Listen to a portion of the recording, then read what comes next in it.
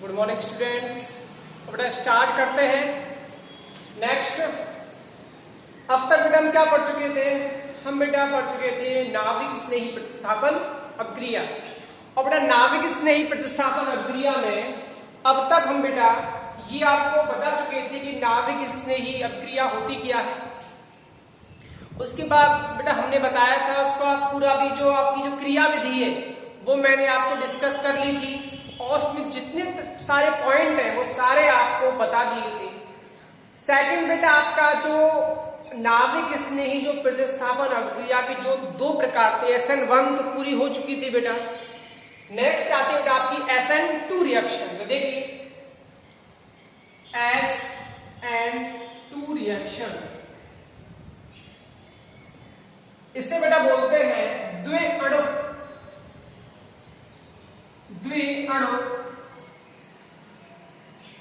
नाभिक स्नेही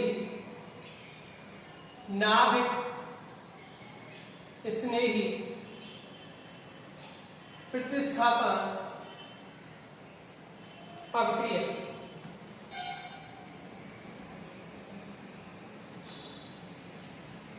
द्विअणुक नाभिक स्नेही प्रतिस्थापन अभिक्रिया। तो देखिए बेटा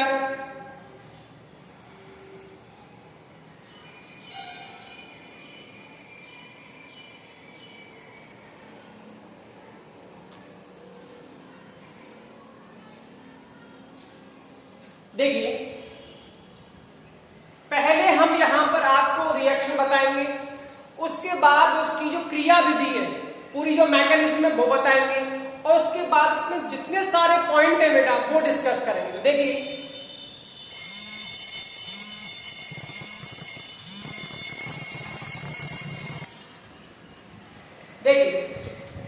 यहां हम लेते हैं बेटा CH3X। ये बेटा क्या है? ये है बेटा 1 degree alkyl halide, 1 degree alkyl halide. यहां बेटा हम इसकी रिएक्शन बेटा किससे कराते हैं बेटा? KOH। और आपको पता है KOH टूटेगा K प्लस और OH माइनस। OH माइनस क्या है बेटा? कल बताया था मैंने आपको, प्रबल नाभिक स्नेही है। ये टूटेगा बेटा यहां से, तो क्या बनेगा? OH माइनस और K प्लस। ये OH माइनस अटैक करेगा उस पर, तो देखो क्या बनेगा यहां से बनेगा बेटा CH3OH और यहां से बेटा अलग होगा X माइनस। ये जो X माइनस है ये इस वाले K प्लस से रिएक्शन कर लेगा और क्या बना लेगा? KX बना लेगा या KCl बना लेगा। जो भी यहां पर X होगा वो यहां पर K से रिएक्शन करेगा और यहां पर बन जाएगा। वापस देखिए ये क्या है? 1 degree alkyl halide plus KOH की रिएक्शन करवा दी बेटा हमने। यहां से क्या निकलेगा? OH माइनस, जो क्या है? प्रबल नाभिक स्नेही है। क्या होगा? OH माइनस अंदर जाएगा और X बाहर हो जाएगा। अब हम आते हैं बेटा इसकी मैकेनिज्म पर, अभिक्रिया की क्रिया विधि पर। तो देखिए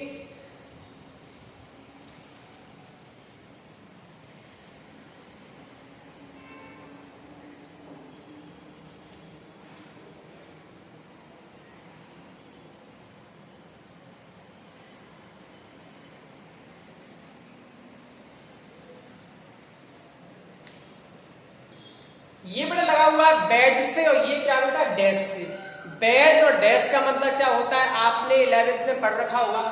ये जो अच्छा ये बाहर की ओर होता है और दूसरा वाला उसके ठीक विपरीत होता है, ये याद रखें। अब देखिए बेटा आपको पता है कि कार्बन और हैलोजन की जो विद्युत ऋणता है, जो इलेक्ट्रोनेगेटिविटी है, उसमें अंतर की वजह से हैलोजन पर क्या आएगा? पार्शियली नेगेटिव चार्ज और इस पर पार्शियली प्लस चार्ज। ठीक है बेटा। अब यहां पर जो प्लस चार्ज दिख रहा है ये प्लस चार्ज बेटा किसको अट्रैक्ट करेगा? किसको आकर्षण करेगा? OH। ये जो OH माइनस है ये प्रबल नाभिक स्नेही है बेटा, ये जहां पर प्लस चार्ज देखेगा वहां ये क्या हो जाएगा बेटा, आकर्षित होगा। अब आकर्षित होगा तो समस्या तो ये है बेटा कि अगर यहां से ये हैलोजन अलग हो जाए, अगर यहां से ये हैलोजन अलग हो जाए तो यहां पर जब देखिए अगर यहां से ये हैलोजन अलग होता है तो क्या ये बनेगा,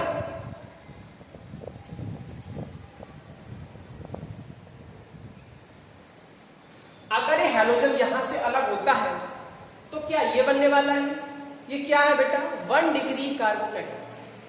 और आपको पता है कि 1 डिग्री कार्बोकैटायन सबसे कम स्थायी होता है। इसे हमने कल 0 डिग्री भी बोला था, इसे 1 डिग्री भी बोलते हैं, ठीक है बेटा। अब सुनिए, यहां से अगर ये X अलग होता है तो यहां से बनेगा बेटा 1 डिग्री कार्बोकैटायन, और जो 1 डिग्री कार्बोकैटायन है वो सबसे कम स्थायी होता है, इसलिए यहां से जो हैलोजन है ये अलग होना नहीं चाहता, ठीक है बेटा, क्योंकि बनने वाला जो कार्बोकैटायन वो स्थायी नहीं है। हाँ, अगर स्थायी होता, अगर ये रिएक्शन SN1 होती तो SN1 रिएक्शन में बेटा हमने यूज किया था 3 डिग्री एल्किल हैलाइड, और आप जानते हो अगर 3 डिग्री एल्किल हैलाइड आप यूज करोगे तो वहां से बनेगा बेटा 3 डिग्री कार्बोकैटायन, जो सबसे अधिक क्या होता है, स्थायी होता है, इसलिए वहां पर रिएक्शन हो रही थी। यहां हमने क्या लिया है बेटा, 1 डिग्री एल्किल हैलाइड। अब 1 डिग्री एल्किल हैलाइड में से अगर आप हैलोजन हटाओगे, हटेगा तो यहां पर जो बनेगा कार्बोकैटायन वो क्या बनेगा, 1 डिग्री बनेगा, और 1 डिग्री जो कार्बोकैटायन वो स्थायी नहीं होता, इसलिए ये हैलोजन अलग होना नहीं चाहता। तो क्या होगा, ये जो OH माइनस है, जो नाभिक स्नेही है बेटा, ये इस पर आक्रमण तो करेगा, लेकिन क्या सामने से आक्रमण कर सकता है, नहीं कर सकता। क्यों नहीं कर सकता, क्योंकि ये भी माइनस चार्ज और ये भी माइनस चार्ज, दोनों के बीच बेटा क्या लगेगा, प्रतिकर्षण बल लगेगा, इस वजह से ये आगे से तो आक्रमण नहीं करेगा, लेकिन ये बेटा आक्रमण कहां से करेगा, बैक साइड से।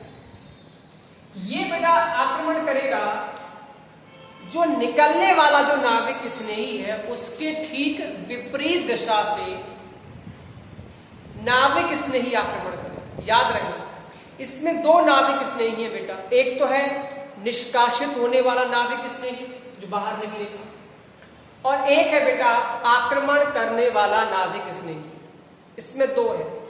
तो जो आक्रमण करने वाला जो नाभिक स्नेही है बेटा वो निकलने वाले नाभिक स्नेही के ठीक विपरीत दिशा से आक्रमण करेगा, या फिर आप कह सकते हो कि आक्रमण करने वाला जो नाभिक स्नेही है वो निकलने वाले यानी कि निष्कासित होने वाले नाभिक स्नेही के ठीक 180 डिग्री के कोण पर क्या करेगा, आक्रमण करेगा।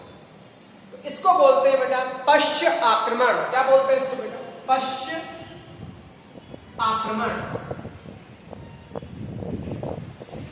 या इसको बोलते हैं बेटा बैक साइड अटैक।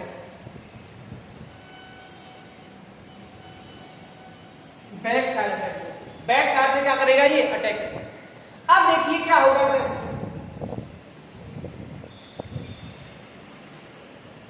अब बेटा यहां पर आता है आपका सॉल्वेंट, यानी कि विलायक, जो हमने यूज किया था, क्या एसीटोन यूज किया था। अब देखो बेटा विलायक क्या करेगा, बेटा विलायक जो एसीटोन लिया है हमने बेटा वो होता है डाई इलेक्ट्रिक, और डाई इलेक्ट्रिक बेटा आपने फिजिक्स में पढ़ा होगा बेटा, डाई इलेक्ट्रिक का मतलब होता है कि जो 2 विपरीत आवेशों के बीच जो आकर्षण बल होता है बेटा उसे कमजोर कर दे, ठीक है, यानी कि जो अपोजिट चार्ज है, जो विपरीत आवेश है, उनके बीच जो आकर्षण बल होता है उसे कमजोर कर दे, उसको बोलते हैं डाई इलेक्ट्रिक।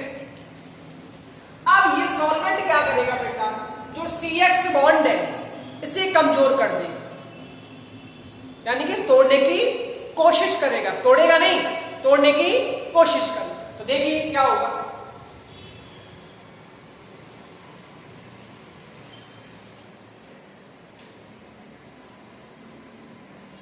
यहां से OH माइनस आया, अब देखिए यहां पर X, अब धीमे धीमे बॉन्ड टूटेगा और धीमे धीमे ये बॉन्ड बनेगा। याद रहे, वापस रिपीट कर रहा हूं, CH बंध धीमे धीमे टूटने की कोशिश करेगा और OH बंध धीमे धीमे कार्बन और एल्कोहल के बीच जो बंध है वो धीमे धीमे बनने की कोशिश करेगा। यानी कि यहां पर कार्बोकैटायन नहीं बन रहा। क्यों नहीं बन रहा बेटा? क्योंकि अगर कार्बोकैटायन बनता भी है तो 1 डिग्री बनता है और 1 डिग्री पता है कैसा होता है बेटा? अस्थायी होता है। तो जो अस्थायी होता है वो बनेगा नहीं। कौन सा बनेगा बेटा? जो स्थायी होता है। अब देखिए, ये जो आपकी स्पीसीज है, ये प्रजाति बन रही है, ये प्रजाति बेटा, इस वाली प्रजाति को बेटा हम क्या बोलते हैं बेटा? संक्रमण अवस्था। क्या बोलते हैं बेटा? संक्रमण अवस्था।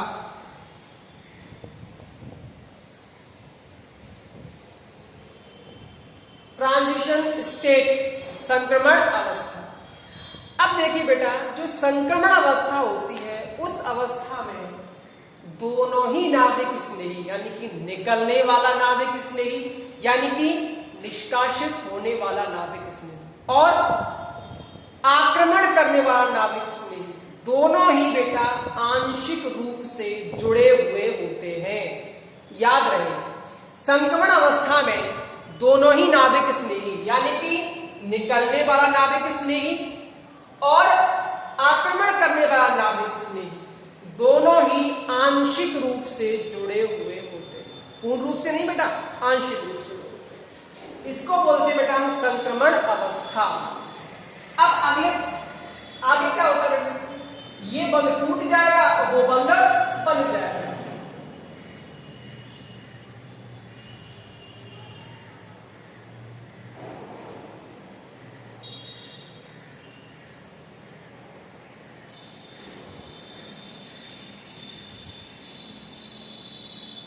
अब देखिए बेटा, हमने यूज क्या किया था?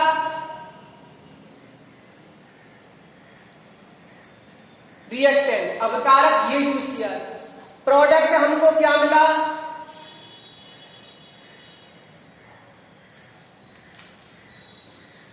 क्या दोनों के विन्यास में फर्क है? क्या दोनों के विन्यास में अंतर है? तो देखिए,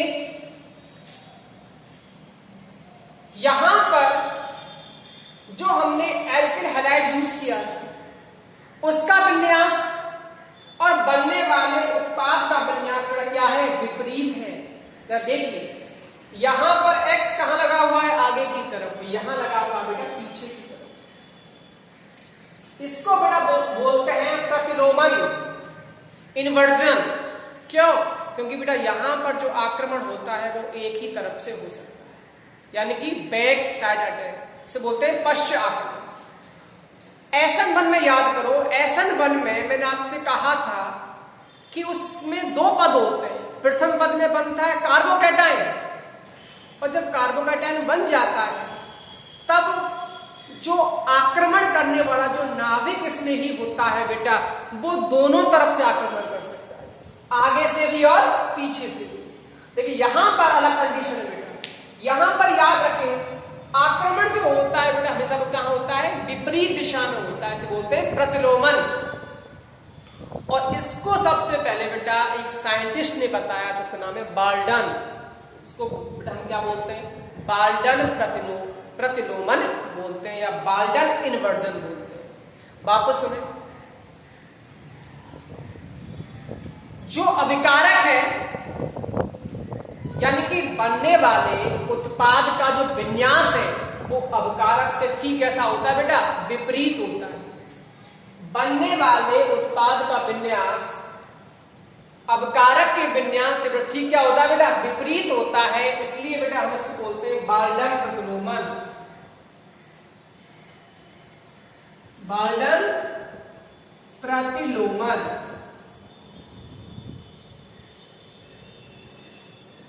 ठीक है बेटा, आगे बढ़ देखिए। SN1 रिएक्शन बेटा होती है 2 स्टेप में होती है। ये अभिक्रिया केवल एक ही स्टेप में हो रही है, यानी कि जो यहां पर जो संक्रमण अवस्था है, जो ट्रांजिशन स्टेट है बेटा, इसको अलग नहीं कर सकते हो। सेपरेट नहीं कर सकते। लेकिन SN1 रिएक्शन में आपने देखा था जो कार्बोकैटायन है वो अलग ही क्या है बेटा, स्पीशीज है। लेकिन यहां पर एक पूरा एक ही पद है, आप इस सल्फर अवस्था को अलग नहीं कर सकते। अब ये चूंकि इसमें एक ही स्टेप है तो बेटा इसी को हम क्या बोलते हैं बेटा, इसी को बोलते हैं हम वेग निर्धारक पद, यानी कि RDS। ठीक है बेटा, वहां पर पहला पद क्या था बेटा, RDS, क्योंकि पहला वहां अभिक्रिया दो पदों में होती थी, यहां पर अभिक्रिया एक ही पद में होती है, तो यही इसका RDS है, यही इसका क्या है बेटा, वेग निर्धारक पद है।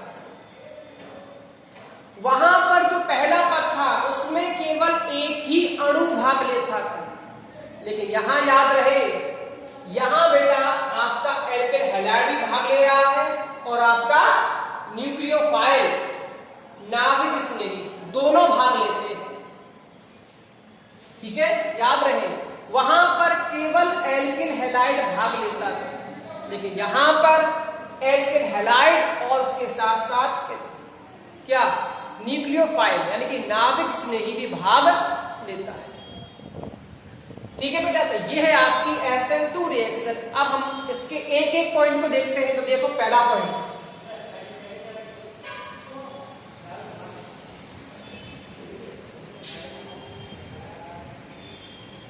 इसका बेटा पहला पॉइंट अब देख रहा हूं, यह अभिक्रिया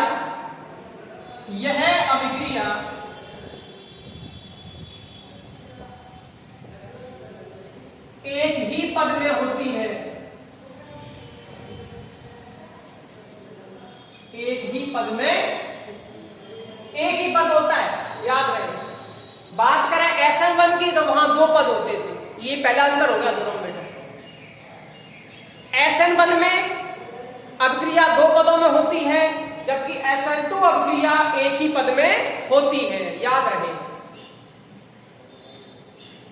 अब देखिए नंबर 2, SN2 रिएक्शन में संक्रमण अवस्था होती है, संक्रमण अवस्था, संक्रमण अवस्था होती है, अर्थात मध्यवर्ती नहीं बनता। याद रहे, SN2 अभिक्रिया में बनती है बेटा संक्रमण अवस्था, यानी कि इसमें कोई मध्यवर्ती नहीं बनता। ठीक है बेटा, SN1 रिएक्शन में बेटा बनता था मध्यवर्ती कार्बोकैटायन, लेकिन यहां मध्यवर्ती नहीं बनता, यहां क्या बनती है बेटा, संक्रमण अवस्था बनती है, याद रखें। ठीक है बेटा, अगला इसमें तीसरा पॉइंट आता है,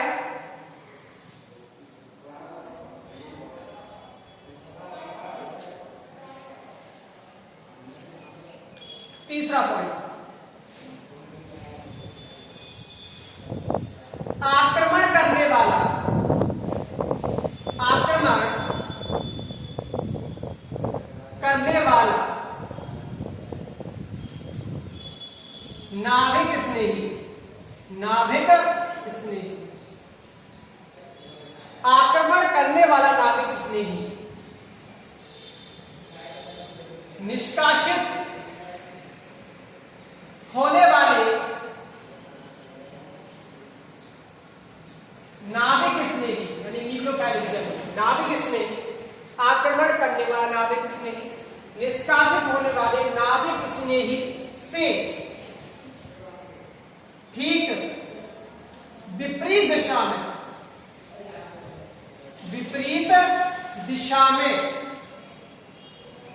विपरीत दिशा से आक्रमण करता है, आक्रमण करता है।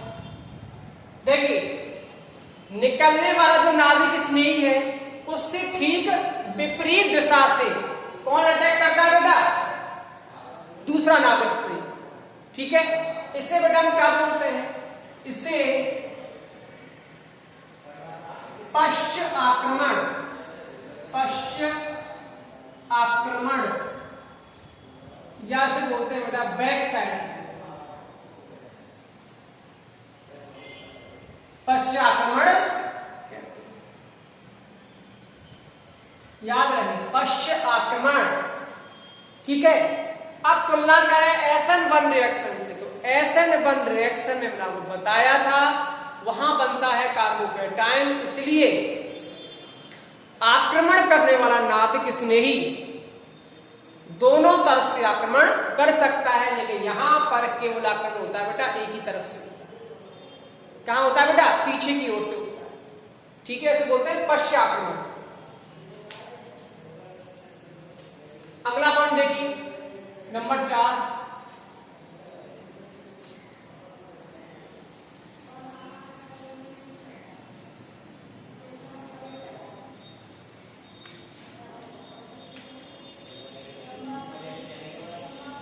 वहां केवल एक पद होता था, यहां 2 पद है।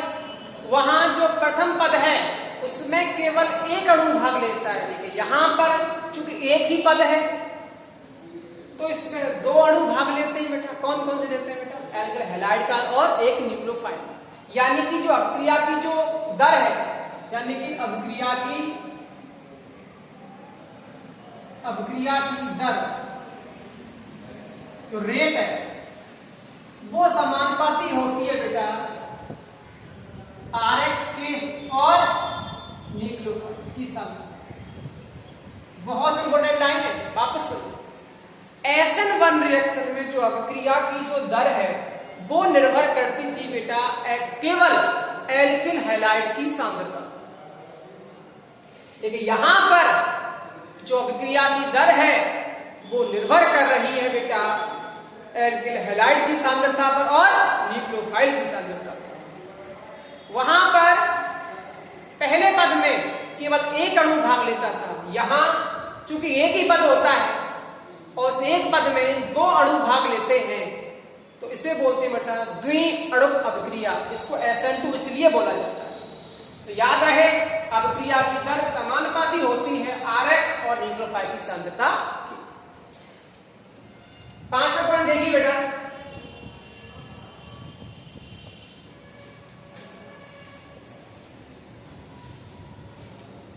पांचवा पॉइंट है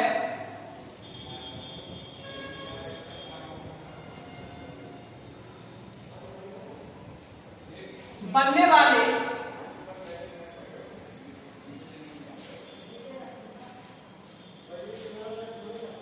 उत्पाद का विन्यास, बनने वाले उत्पाद का विन्यास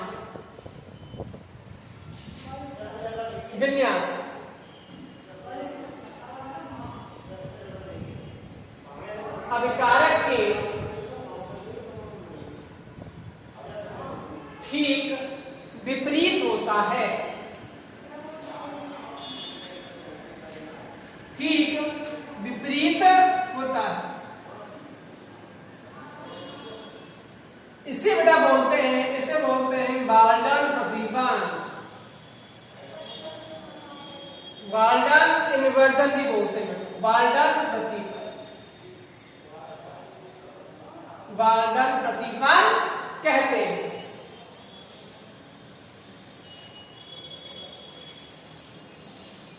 याद रहे बनने वाले उत्पाद का विन्यास अभिकारक के ठीक क्या होता है बेटा, विपरीत होता है। आपको दिख रहा होगा ये अभिकारक और ये उत्पाद, देखो बिल्कुल विपरीत विन्यास है।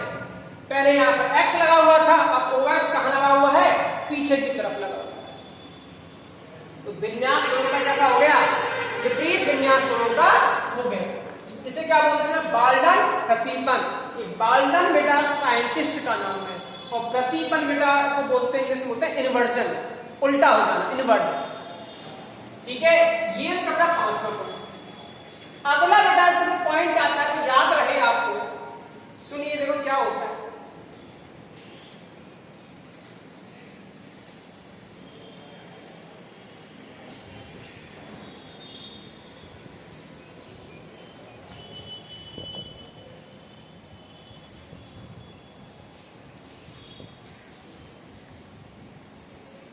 हैलाइड, एल्किल हैलाइड की क्रियाशील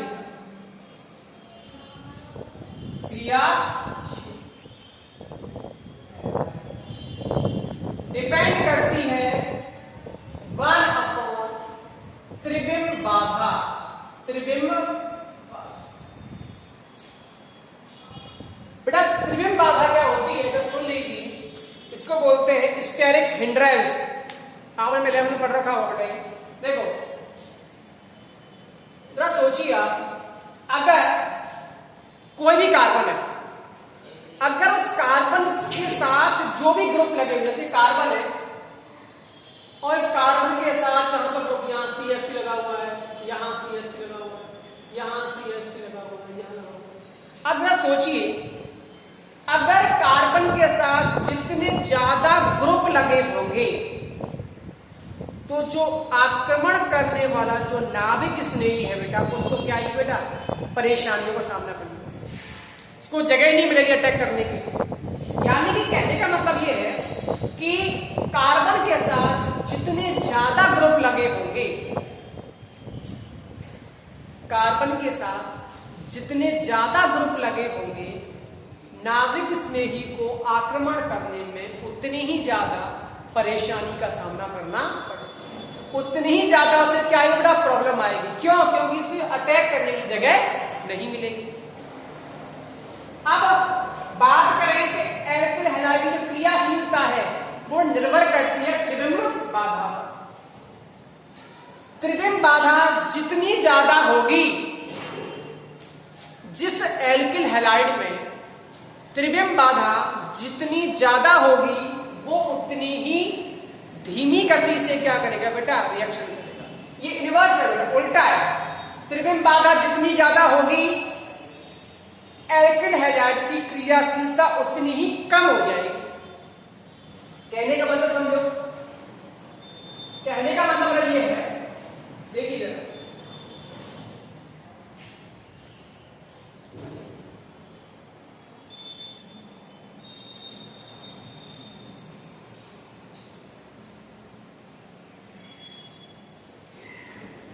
जैसे कि हम बात करें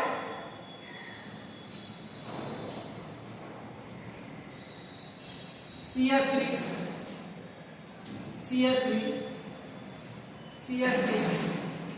X,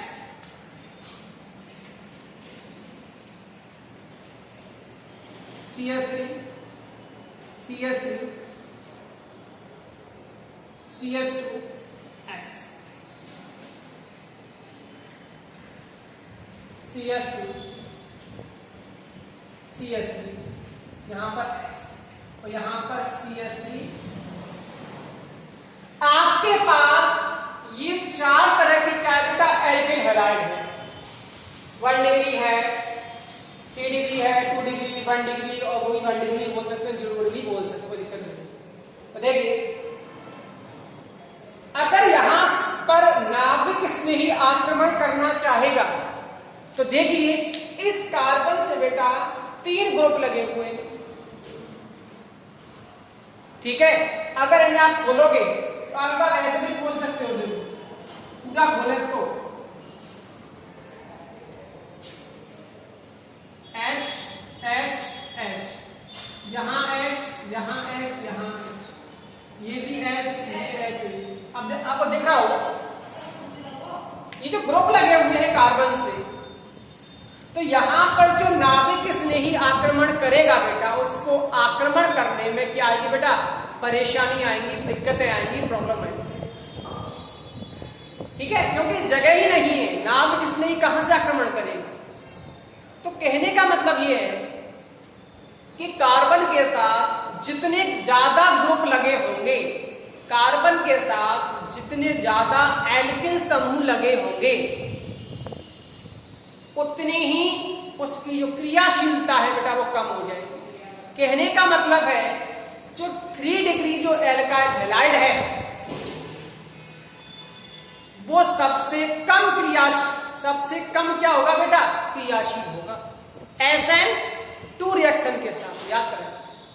यानी कि SN1 रिएक्शन में तो हमने क्या देखा था, जो 3 डिग्री वाला है वो सबसे अधिक तेजी के साथ SN1 रिएक्शन देता था, लेकिन यहां उल्टा है बेटा। यहां जो 3 डिग्री है वो सबसे धीमी गति से SN2 रिएक्शन देगा और देगा भी नहीं। ठीक है, यहां पर ऑर्डर देखें तो सबसे अधिक कौन देगा, ये वाला, इसके बाद ये और ये ऑर्डर रहेगा एल्किल हैलाइड की क्रियाशीलता। किसमें बेटा, ये है आपका SN2 रिएक्शन में, यानी कि SN2 रिएक्शन में जो एल्किल हैलाइडों की जो क्रियाशीलता का जो क्रम है वो सीधा सीधा किस पर निर्भर करता है बेटा, त्रिविम बाधा पर, स्टेरिक हिंड्रेंस पर डिपेंड करता है। यानी उसकी क्या होता है बेटा, इनवर्स होता है, मतलब उल्टा होता है। इनवर्स का मतलब जब इसका मान बढ़ेगा तो इसका मान स्वतः ही कम हो जाएगा। यहां पर ज्यादा समूह लगे हुए हैं, ज्यादा बाधा है, ज्यादा त्रिविम बाधा है, तो यहां पर जो नाभिक स्नेही है वो आसानी से आक्रमण नहीं करेगा।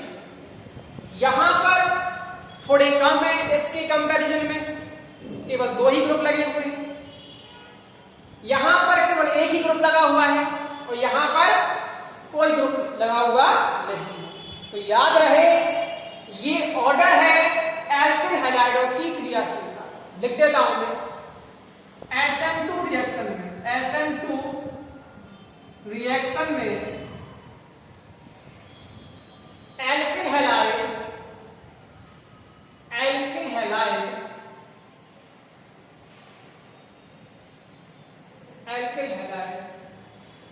की क्रियाशीलता का क्रम। इंपॉर्टेंट क्वेश्चन है, याद रहे।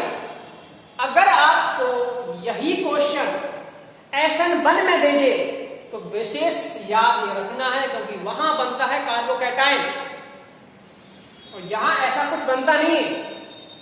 यहां क्या बनता है बेटा, केवल संक्रमण अवस्था बनती है।